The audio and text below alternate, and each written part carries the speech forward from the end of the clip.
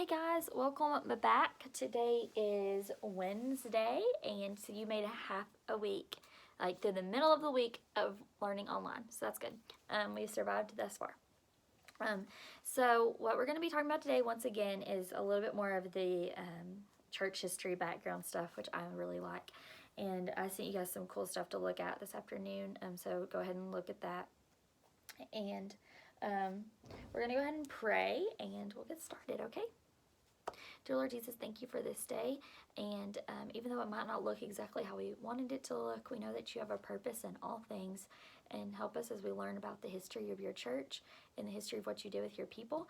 And help us as we try to navigate through this tough time. In Jesus' name I pray. Amen. All right.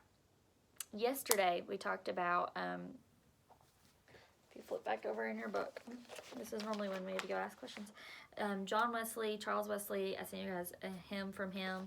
August Frank, who oversaw schools, and the Methodist movement. So that was kind of a recap of yesterday.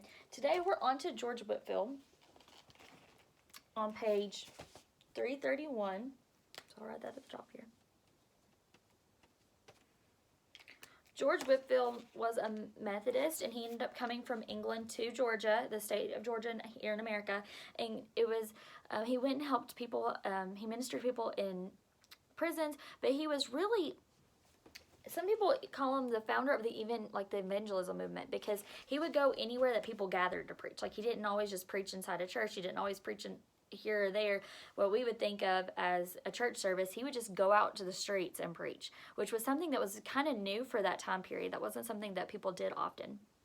And so he was really the person that was considered a founder of that for many people. And so I sent you guys the Billy Graham video yesterday, because when I was in college, I was kind of taught that he was the Billy Graham of the Great Awakening. I'm sure you guys know who Billy Graham is.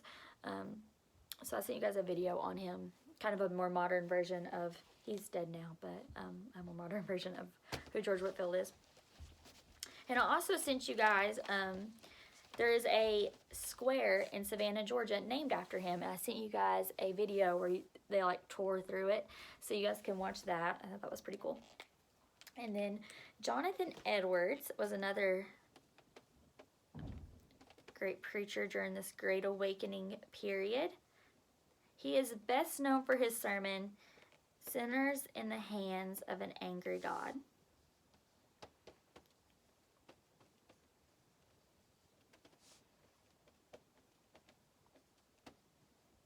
You could probably guess from his title that he would be what we would consider a hellfire and brimstone type of preacher.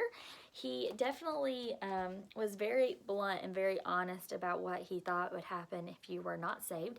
And people would cry out in the middle of his sermons. You'd have to like shut them up to keep them from screaming out during his sermons because they wanted to be saved. So lots and lots of people got saved from this style of preaching. And so that's why a lot of like older preachers tended to use that, because they learned that style in seminary a lot of times. And so, but it came from this Great Awakening movement, this hellfire, brimstone type of preaching.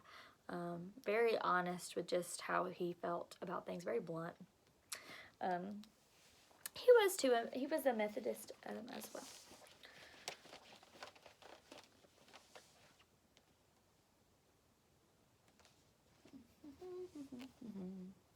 He was also extremely brilliant and graduated Yale at 17, so very, very brilliant.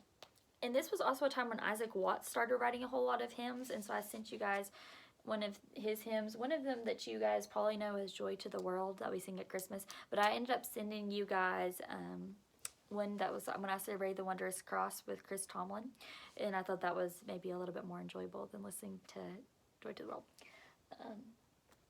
And so we're done with church history for right now. We're moving on to the art period.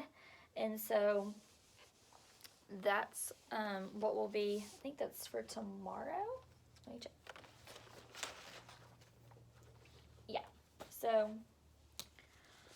tomorrow we're moving on to what we would think of as classical music and the foundations of that. And I've sent you guys lots of videos music videos to watch for classical music, which doesn't always seem enjoyable, but it is good to listen to while you guys study, while you guys have to read for this class.